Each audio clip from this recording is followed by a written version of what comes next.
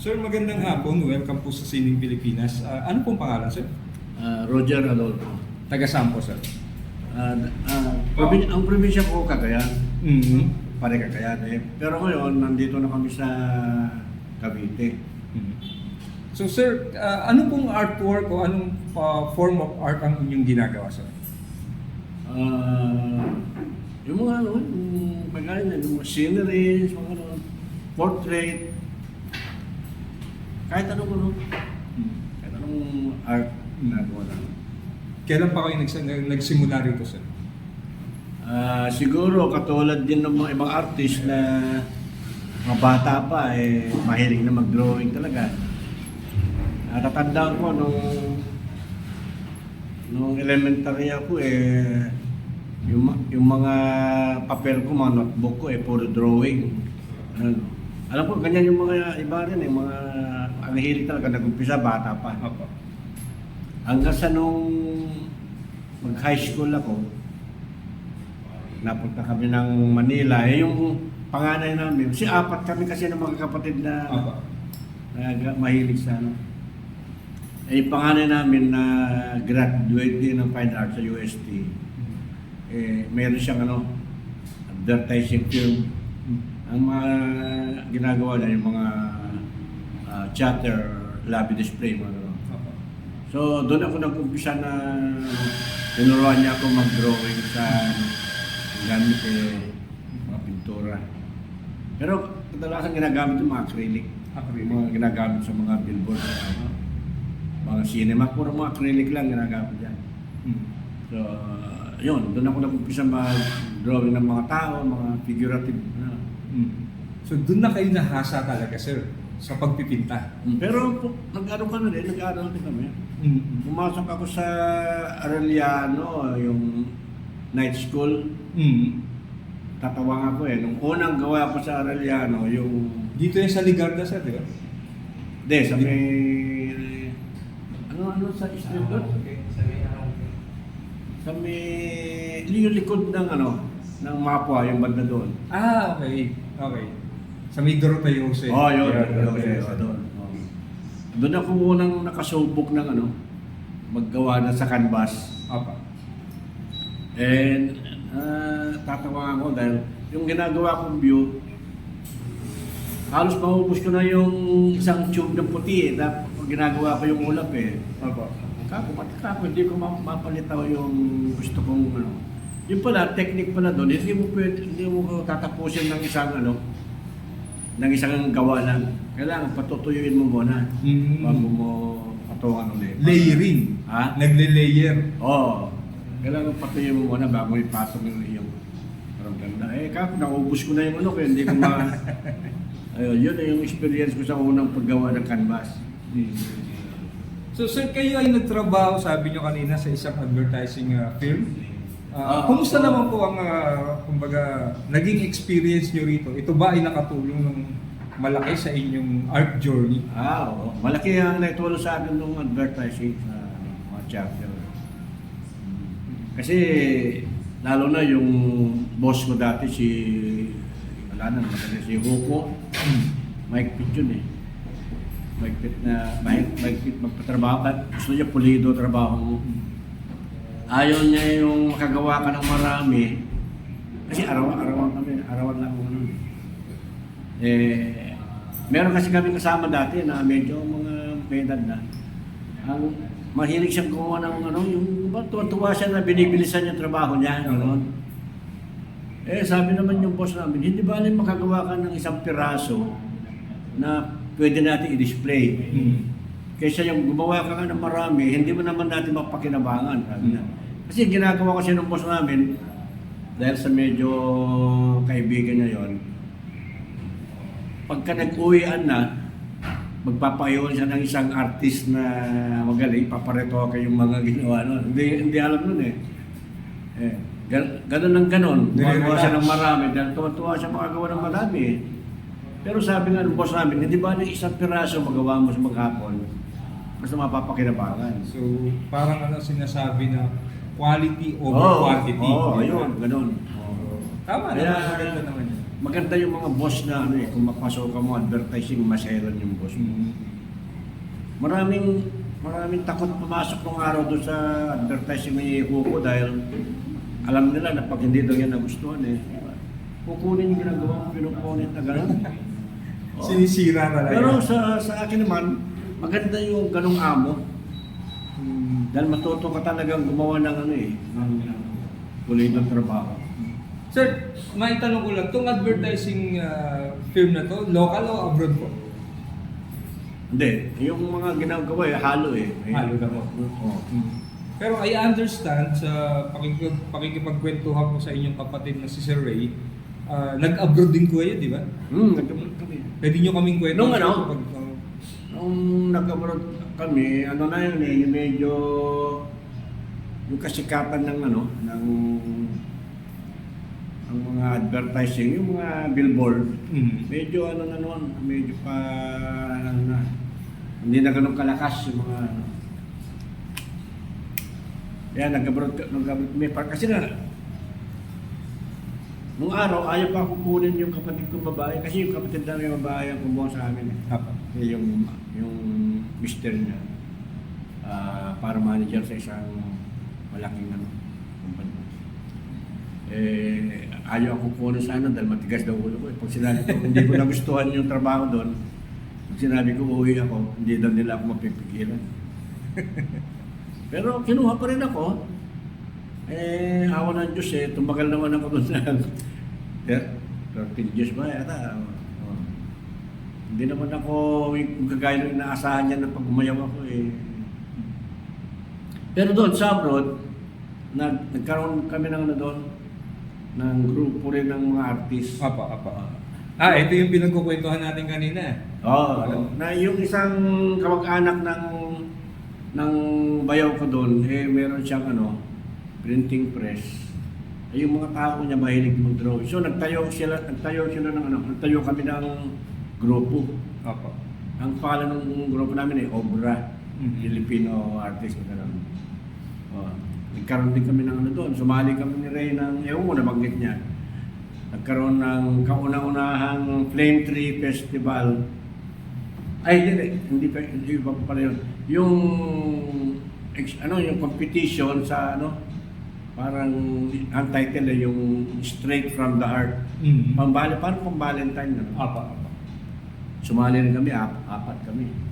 Ako, yung pangalan namin, ako, si Ray, saka yung pamangkin. Puro Adolfo yun. Nanalo ako ng first prize. Wow! Congratulations. Yung subject ko doon. Si Ray, mayroon yung prize to Presidential Award yung kanyang painting. Nice, ang galing. Pati yung ibang kapatid ko saka yung pamangkin. So, sir, kanina nababanggit nyo, 4 kayong magkakapatid na nasa, gumagawa ng arts. So, kamusta po Panglima yung pamangkin. Panlima yung pamangkin. So, kumusta po yung growing up years? Bata pa lang exposed na kayo sa arts. Exposed na kayo sa singing. Tapos yung kapatid namin, siya yung tinuruan, totoo na pinapakita kung paano dahil may advertising film nga siya, hawak. Pero gano'n pa man, kahit na may nagtuturo sa'yo, siyempre, magano ka pa rin. Yung mag-explore. Gusto mo yung makagawa ka pa rin ng lumalabas pa rin yung talaga sarili mong style. Yung sariling talento, yung natural na talento. Hindi ka hindi ka mag-depende lang doon sa tinuturo. Kailangan mag-research ka rin. On your own, di ba? Kumbaga, kung ano yung tinuro sa'yo, i-research mo pa rin or mag-eksperimento ka pa rin, mag-discover yung sarili mong style. Kasi ginagawa ko siya nung araw pag nasa National Bookstore ako, yung mga magagandang cover ng cover ng mga pocketbook. Yun, tinitingnan mo yan. Yung illustrated cover na. Maganda mga cover na. Pocketbooks, naalala ko bigla ng pocketbooks. Kailangan pag nakakita ka ng magandang yung mga drawing, subukan mo i-apply sa gawa mo. By that time, wala pa namang camera, cellphone, wala pang cellphone doon. So, memory lang talaga, di ba? Tatandaan mo lang talaga. Bilhin mo yung pocketbook. Or bilhin mo. Yung Kasi meron pa kami kasi pinsan na isa na nakasabayan ko sa sa advertising din. Hindi naman siya sinisirahan ko siya. No? Nauna sa akin nag-drawing yun. Nagawa. Mahilig din siyang mahilig din siyang humanga sa mga ganda eh. Kaya lang hindi niya naman ina-apply doon sa sa trabaho niya. Kaya kumbaga sa parang dahil ako nga mahilig akong humanga, mahilig akong i-apply kung ano yun ako. Kumbaga sa parang naungusan ko siya sa klase ng gawa na So doon natin mapapatunayan, sir, na kung hindi mo ina-apply yung iyong talento, mabubulok, may iiwan ka. Kailangan kung ano yung nakita mo, nagandahan ka, isipin paano kaya ginawa ito?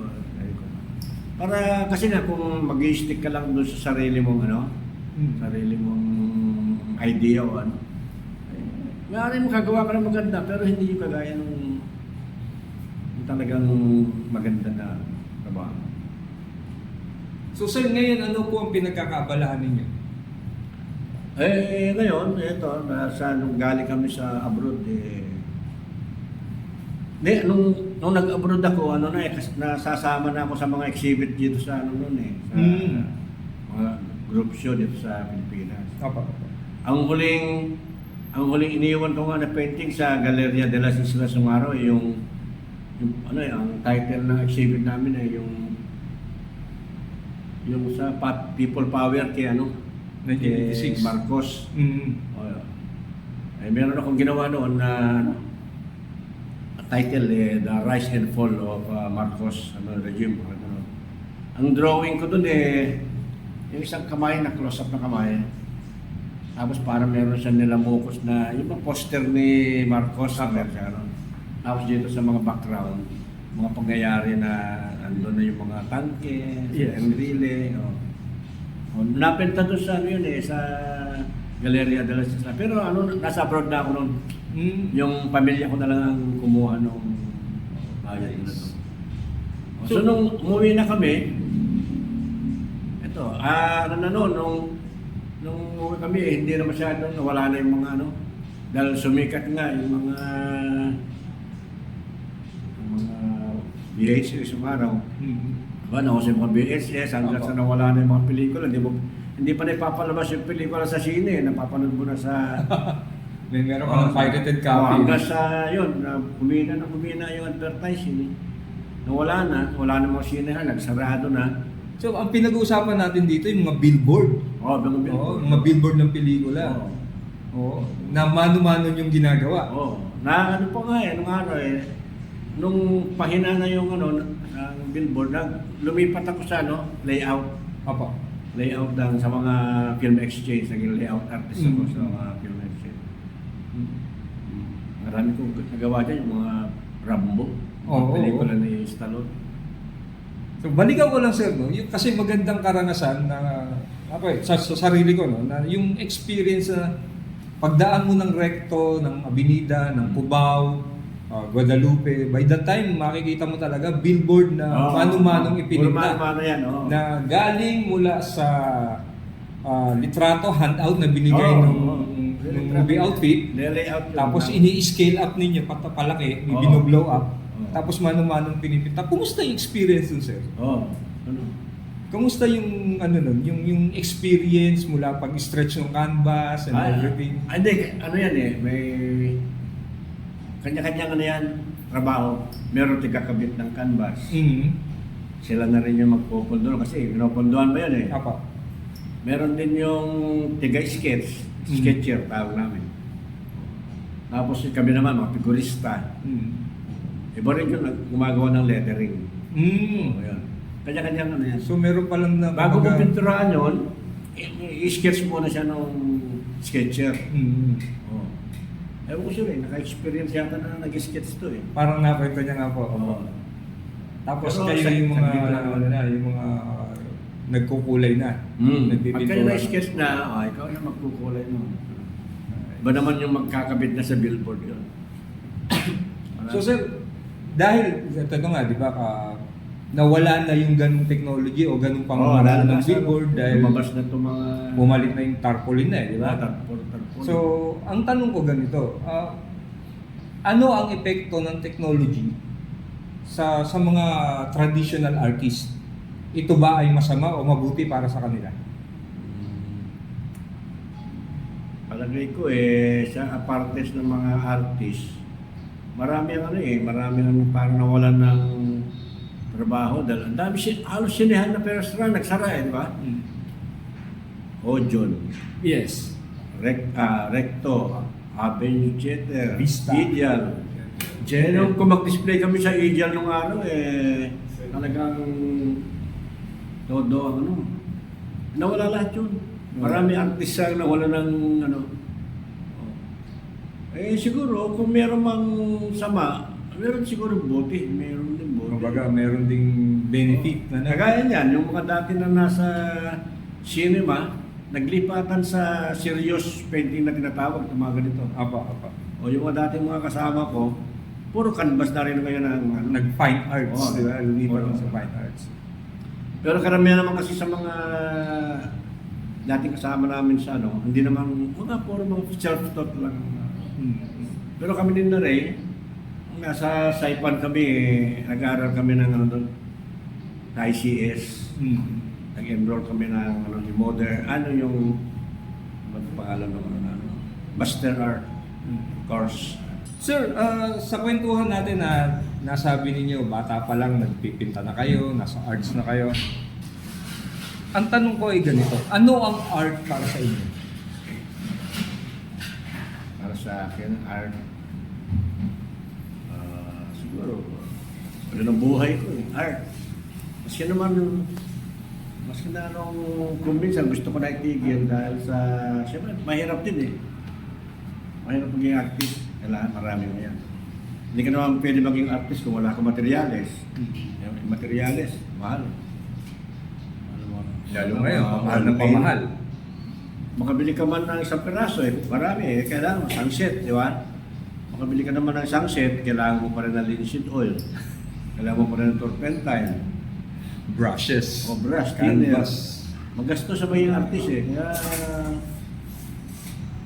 minsan talagang kung medyo mahina-hina lang yung loob mo. Kung minsan ayaw ka na dahil maski na gusto mo kung wala ka namang materials talaga, hindi ka makakakain. Awa naman ng Diyos, na naman namin, na kakabili naman kami ng gamit. Na-survive. Tama sa Ang isa pang makagawa ka nga ng painting mo. Tapos yung mga location na pagkakabitan mo ng painting, lalayo, kailangan mo na sasakyan. Wala kang sasakyan, o upa ka ng lala mo, o yung mga grab, mahal din. Kaya maraming hirap sa artist. Lalo na kung puro ka display lang, hindi ka naman kumikita, hindi naman nabibili. Puro Palabas. palabas. So, ano yung masasabi nyo? Kasi dati na nating naririnig walang pera sa art. Para sa inyo ba, ito ba ito o hindi? Nung nag-painting ako hindi ko na may inisip yung yung kita. Gusto ko yung kagawa lang ako na maganda. Kung minsan nga, mas gusto ko pa na di-display ko lang sa bahay kaysa yung mabebenta. Dahil nakikita ko yung gawa ko once na nabenta, wala na, baka sa picture mo na lang makikita yung picture. Meron ding separation anxiety, di ba? Mapapahiwalay ka dun sa obra mo mapupunta na sa ibang bahay. Kaya na, kung ang mo na lang, kung nakuha mo siya ng picture, yun na lang ang mo. At least meron kang Kagaya memory. nito. Oo nga. Picture na lang alaala ko yan dahil nabenta na So sir, yun, gaya ng binabanggit niyo. Pag kayo'y gumagawa ng isang artwork o nagpipinta, ano ang mas mahalaga? Makabenta o makapag-express? Ay, di. Mas mahalaga sa akin yung magagawa ko ng yung iniisip ko na ipipinta ko, magawa ko ng maganda. Maglabas. Kasunod na lang yung parang bonus na lang kung sakaling na-display at nabenta. Kung may bumili. Kung may magkagusto tapos bili na. Tama. Bonus na lang. Hindi naman kami nagpinta na ito. Gagawin ko to para mabenta yung gano'n. Gagawin ko to, gagandaan ko to. Sir, Kung na- nakita ko yung ilang mga gawa niyo dito sa UAS nung nakaraang exhibition niyo. Napansin ko na karamihan parang mga scenery sa probinsya. Bakit ganun, sir? Kwentuhan niyo nga kami. Hindi, kasi masarap yung feeling nung ano eh. Nakikita mo yung mga tanawin na ano. Kesa naman yung makikita ko, puro building eh. Wala. Ganyan, kung magbabakasyon ka sa probinsya, mas masarap pa po sa tabi ng bintana eh. Kasi makikita mo yung Sariwa hangin. nakikita mo yung mga view. Ano. Ewan ko, siguro kung hindi ka naman siguro artist eh, baka hindi ganun ang feeling mo eh. Opo. Iba yung mindset eh. No? Kasi kami, artist, alam ko, ganun yung feeling ko, yung lagi kong natutuwa ako na makikita ko yung mga view. Makita mo pa lang yung isang view eh, uy, ganda pala nung gagawa ko ng ganun. Sir, sa pagpipinta ninyo bilang isang artist, sino ang mga naging influences or mga kumbaga art hero o yung mga tao na tiningala ninyo, hinangaan, local tsaka sa abroad? Dati, yung kumpare ko, nagkasama ko rin sa advertising. Nauna siyang naging na serious painting. Yun ang laging sa akin eh. Parang binibigyan niya ako ng lakas loob na minsan kinukumbida niya ako doon sa Alabang kasi doon nakatira yun eh. Teka pare, outdoor tayo yung spot painting. Plain air. Oh. Sino to, sir? Kung matanong ko lang po, sino po ito? Sino po yung inyong kumpare na to? Namatay na siya eh. Si Rakuya. Si Loreto Rakuya. At least mapasalamatan natin, di ba? Yun ang isa sa mga nag sa akin. Susurso na. Kasi nagtrabaho sa sa Ayala Museum nung araw yun. Apo. Meron siyang pinagagawa sa akin na mga ewan ko siguro kung tanggap niya yun, baka hindi niya masikaso. Nakagawa na ako doon ng yung espularyo, pinagawa niya sa akin. Kaya siyempre, hindi ko pwede turuan yun. Apo. Dalawang beses ako pinagawa ng gano'n.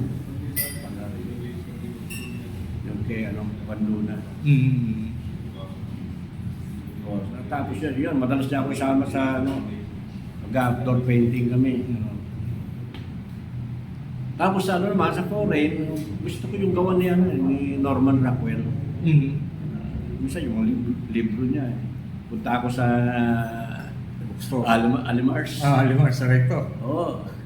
Naparod ko yung mga mahal eh, mayroon bilhin. Mga hardbound eh. No? Oo, kakapal ng libro nun. Pero wala na rin Alimars. Wala na Alimars. Ruins na lang yung Tinatanong ko nga si Gary kung meron siyang yung ating kaibigan na si Gary Montenegro. Di ba? Nagpapa, ng libro yun ng art. Opo, maraming libro. May bookstore si Gary. Paparaffle ng... Nabigyan niya ako Van Gogh. Van Gogh. Oo, Van Gogh. Thanks to Gary. Tsaka sa chapter na yung bookstore. Favorite ko kasi si Norman Rockwell. Kaya ako naitanong, sir, kasi yung ibang painting, maihahambing ko kaya sa mga gawa ni Amor Solo. Yung ating national artist. Mga scenery sa probinsya, di ba? Sa bukid, sa batis, mga ganyan. Gaya itong nasa likod ninyo, may dalang tapayan Kasi naman kasi namamatay yung mga ganung subject. Kasi kayo marami pa rin gumagawa ng mga bukid, talaga. Tsaka siguro nakatutulong din na may preserve natin yung ganung tanawin sa pamamagitan ng painting o litrato man lang. Dahil sa bilis ng pagbabago ng panahon, nawawala na yung buki rin eh. Nagiging subdivision, nagiging kumbaga science park, di ba? Nagiging factory na. Nawawala na yung, dati pilapil to Dito kami naghahabulan dati. Wala na. Pero dahil nga may mga artworks, may mga painting at litrato na nagsasalarawan ng mga ganong tanawin, na ibabalik, na ibabahagi natin sa mga susunod na henerasyon. Saka sinasama ko siya ng hindi lang yung plain na view lang, nilalagyan mo ng mga bata na naglalaro. Apo. Kasi mas gusto ko kasi yung painting na may focal point na Apo. May kwento pati. Bukid. Kailangan merong naka-focal point na hindi yung puro bukid lang. May narrative. May at least may istorya. Di ba? Hindi patay yung imahe, di ba? So, Yun ang sir, itong nasa likod ninyo, isang babaeng nag-iigib, di ba? Basically, nag-iigib galing sa balon, may dalang tapayan. Ano ang kwento nito, sir? Anong inspirasyon nyo rito?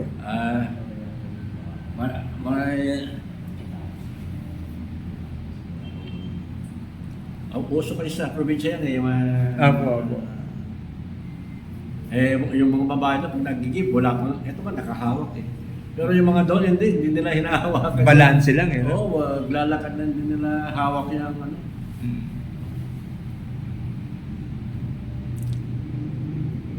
Ito ba ay hango sa isang aktual na tao or sarili nyo na lang imahinasyon and generation?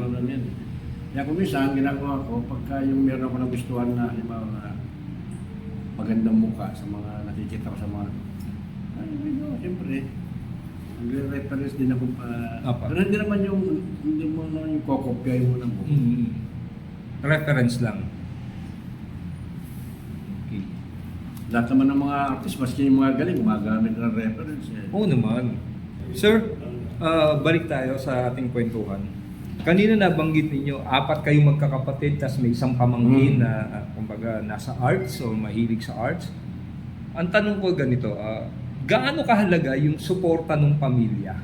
Yung suporta ng pamilya sa isang artist? Importante yung suporta ng pamilya. Pero kung may isa kagaya ko, kagaya sa bahay, pag na nagagawa ko, bukid na naman. May pumupuna. Ha? May pumupuna. Yun daw painting ko, pag dugdung-dugdungin mong ganon, parang pwede isang painting kasi na, kung isang puro bukid, lugar. Anong gusto mo? I-drawing ko yung hindi ko gusto, sabi ko nga. Ano naman katiwiran ko eh. Bukid na, mag-drawing ka naman ng ganito yung modern, ba't ko gagawin yun? Hindi ko na mahilig yun. Hindi nyo style. Kanya-kanyang, kanya-kanyang, may artist na, puro ko na lang ginagawa. So, ibig sabihin, sa inyong magkakapatid, nagkakaroon din ng punahan na puro ganito ang ginagawa. Hindi naman sa mga kapatid ko, doon sa mga anak ko. Sa mga Okay. anak ko. Already, bukid na naman. Kasi yun ang lagi yung ipinipinta, kaya lagi nila nakikita rin. Hindi naman namamatay yung subject na yun. Hanggang ngayon, dami pa rin gumagawa. Yes, totoo naman yun. Totoo naman. At gaya nga nung sinasabi natin kanina na yung scenery kasi sa probinsya, hindi naman lahat nakaka-experience eh. Lalo ngayon, yung ever-changing landscape natin, di ba? Yung development and growth. So, yung dating palayan, nagiging industrial park, nagiging subdivision. Housing. Di ba? Nagiging housing. Yung dating lawa, nagiging airport. Di ba? Masarap tingnan yung mga natural na beauty ng Yes. paligid. Totoo yun. I agree with that. Totoo naman yun. Lalo na dito, napakaganda ng Pilipinas. So, kanina napag-usapan natin yung pagpapalit ng technology o yung pag-unlad ng technology from hand-painted na billboard ng mga pelikula, tapos naging printed tarpaulin na. Ano sa tingin ninyo? Kasi ngayon uso na yung AI di ba? Yung artificial intelligence. Ano sa tingin ninyo ang influx o ang epekto ng AI sa mga artist? Ito ba ay good or bad para sa mga artist? Hindi, merong parte ng mga kakabuti, meron ding hindi. Yung AI, nagagamit yan kung halimbawa, nagre-research ka ng mga iba-ibang makakatulong. Pero marami rin dahil dyan sa mga marami rin ng nawawala ng mga dating trabaho nila na malakas ngayon. So nakaka-apekto sa kanila. Meron buti, pero meron din sama. Kaya nung naglabasan ng mga VHS, mga tama, CD, mga ganyan. VCD, tas DVD. Hindi mo maiisip na lahat ng personal checker nagsara. Wala na. Sir, sa inyong palagay, nasaan ano ang estado ng art scene dito sa atin ngayon? Kumusta ang art scene natin? Kung kumpara mo nung panahon na bago kami nag-abroad. Ano na rin.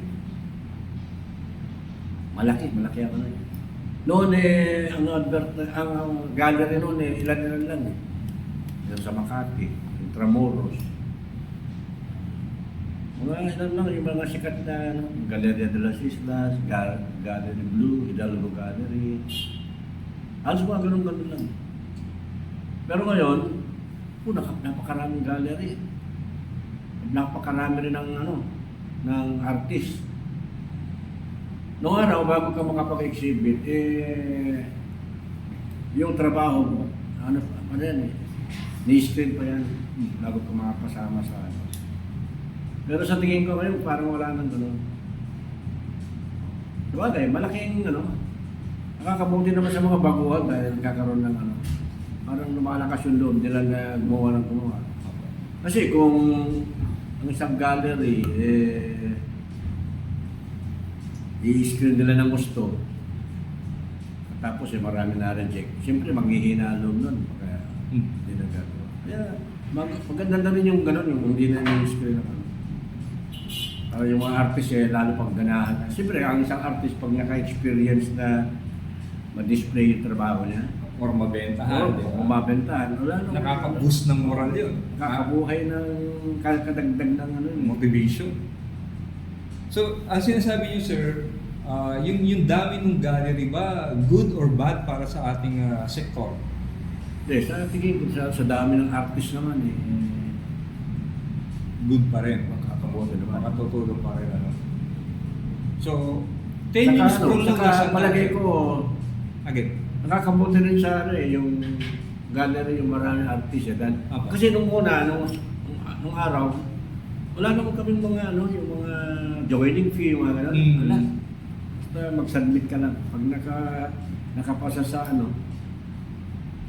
pag nakapasa sa na-screen nila, nakapasa, display nila. Sila na bahala, pati yung mga write-up sa mga magazine, sa mga diary, sila na bahala. Pati yung mga cocktails, sila na bahala. Pero ngayon, meron na joining fee. Siyempre, kung wala naman kasi mabenta ang artist, hindi kikita gallery. Okay lang yun, may joining fee. So, sir, 10 years from now, nasaan na ang art scene na natin? 10 taon mula ngayon, nasaan na tayo? Palagi ko, depende sa mga gawa ng artist yan. Kung ang mga gawa ng artist, yung yung pagkakaya mga tipo ng araw na medyo may dating. Palagi ko, gaganda pa rin magaganda pa rin ng arts. Pero kung mga trabaho siguro, kung ano-ano lang, baka makilala tayo na mga artist ng panahon na ganito, ito mga over. Hindi makikilala na kagaya yung mga old master, di ba? Magaganda yung mga trabaho. Hanggang ngayon, hinahangaan pa. Legacy na yun. Kung mga artist, kung wala na yung mga artist na gagawa ng mga ganong klase ng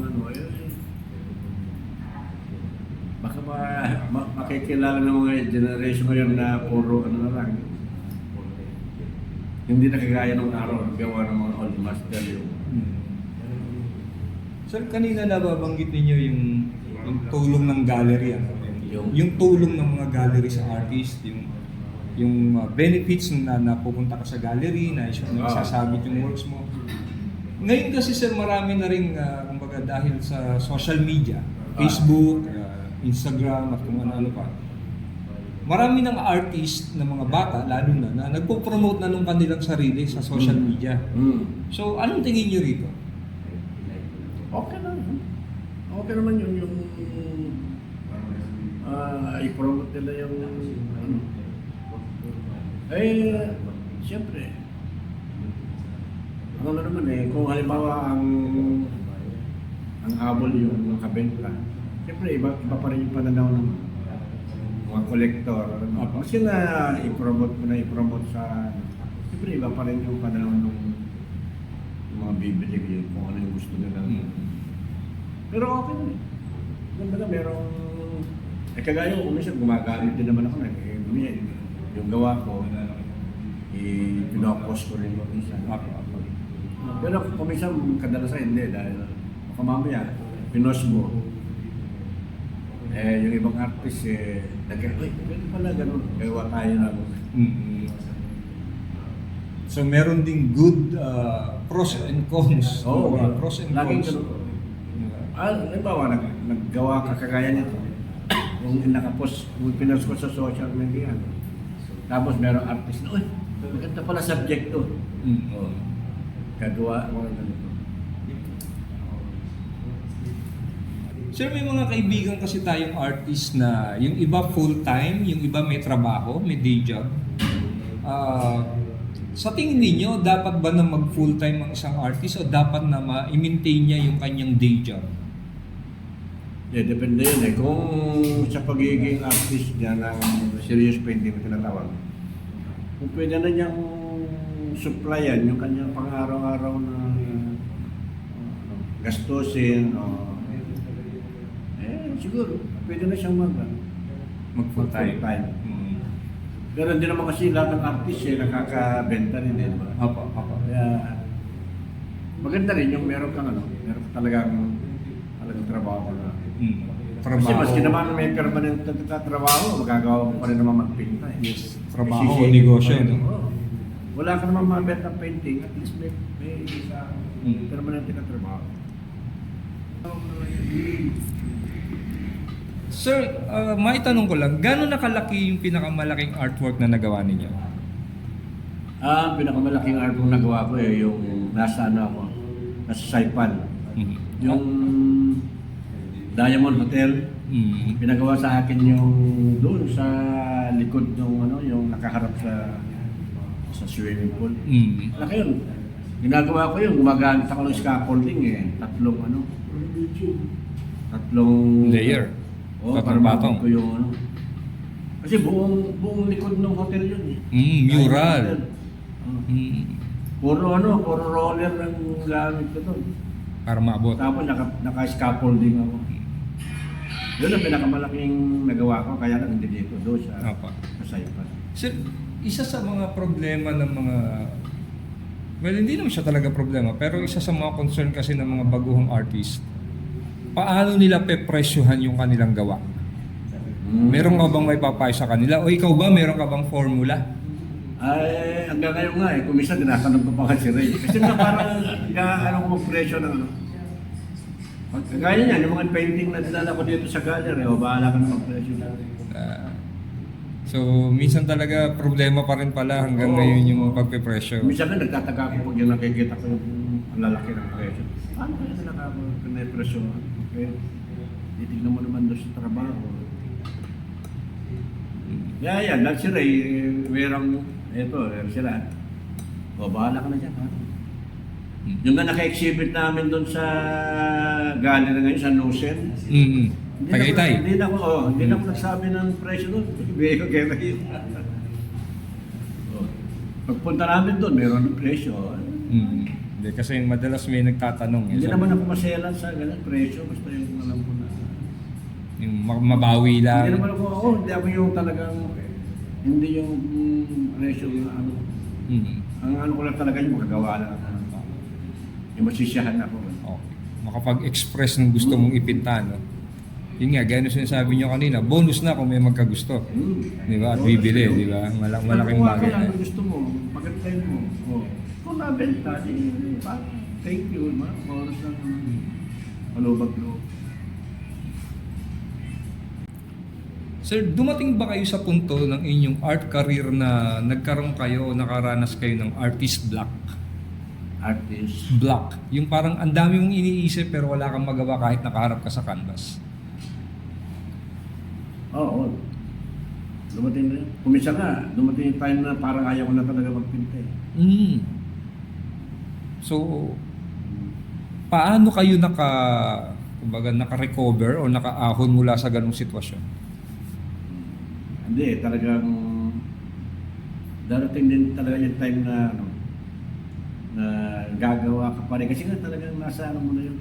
Bata ka pa, ginagawa mo yun. maring nawawalan ka lang ng gana kuminsan. Dahil kaya niya, kuminsan, kulang ka sa materials. Wala kang maisip na subject. Kaya darating yung time na talaga pa, ayaw ko na. Wala naman nangyayari. Ganun. Pero dahil sa yun, nasa dugo mo na talaga yun, hiling mo na talaga yun. Ang gagawa at gagawa ko. Kumbaga, kahit Buhay pigilan ka, na, is, ang buhay mo talaga yun. tama. Kahit pigilan ka or Oo. kahit na ano man mangyari, Oo. babalik ka sa pagpipinta o sa ginagawa mong sining. Gaya nung ano, yung sinabi ko sa'yo na yung kumpare ko artist na nagaan sa akin. Lagi siya sinasabihan ng magulang yung nanay niya na, tigilan mo na yan. Sabi niya, lagi daw niya kinakatiwiran, itong binigyan ng Diyos sa akin na talent ko. Sabi niya, anong gagawin ko? Ito yung parte ng programa na hihingan kita ng words of wisdom. O, yung wow na tinatawag namin. Ano ang may papayo mo o gustong sabihin sa mga ibang artist na manonood, sa ibang mga kaibigan nating artist, lalo na doon sa mga bata, sa mga baguhan, yung mga bagong sibol na artist? Go ahead, sir. May papayo ko, kung talaga hilig nila yan, sa bagay, lahat naman ng gumagawa ng kayo, talagang bata pa o sige yan. Pero sasabi ko lang, sa experience ko, talagang maraming hirap ka yan. Unang-una, maraming ka materyales na kailangan dyan. Gastos yan, di ba? Gastos yan. At saka makapagpinta ka man, alam mo kung saan mo dadalhin yan. Hindi ka naman kaagad-agad makakabenta yan. Kaya gawa lang. Pilitin mo lang na makalikha ka ng maayos na trabaho dahil darating din yung time eh. Sabi nga nung isang boss ko noon bawat palayok may kasukat na suklog, sabi niya. Parang sinabi sa painting, bawat painting merong katapat na mamimili yan. Soulmate, di ba? Gawa ka lang ng gawa. Darating yung time. Marami ka talagang trabaho na magagawa na hindi mo masyadong mapapakinabangan. Pero gawa ka lang nito. Darating yung time na magbubuo ka rin yung tiyaga. Okay, sir. Maraming salamat. Pero bago kita pakawalan, baka meron kang gustong pasalamatan o i-promote na mga website or something, Facebook page? Ay, gusto ko i-promote yung meron kami naka-exhibit ngayon doon sa Nosen Gallery sa Tagaytay. Hanggang kailan to, sir? Hanggang kailan po? Hindi ko alam. Hanggang kailan? Ka-opening lang naman nung sa Sabado. All 20. Hindi ko alam kung siguro baka sa next month. Next month. So, yung mga gusto Yung mga nasa Tagaytay area, gusto magpalamig. 4 kami na artist doon. Para makita nila yung mga iba-ibang trabaho namin doon. Sino-sino yung 4 na yun, sir? Banggitin natin, baka kilala nyo. Ako, Roger, si Ray, si Alphon. Sino po si Alphon? Alphon, si Bax. Kung baga tawagin Bax. Uli. Oo, balita ko, gwapo yun. Oo, gwapo yun. Na kayo magaling kumanta yung misis nun. Oo. Celeste Legaspi ng yan. Oo. Gallery. Tapos yung isa, si Gary. Si Gary, Gary, Sir Gary, yung kaninang nababanggit natin. Gusto ko magpasalamat dito sa UAS Gallery sa maganda nila pagtanggap sa mga artist na nag-exhibit dito. Anyway, sir, maraming salamat po. Mabuhay ka, sir. Thank you. Thank you sa time na to.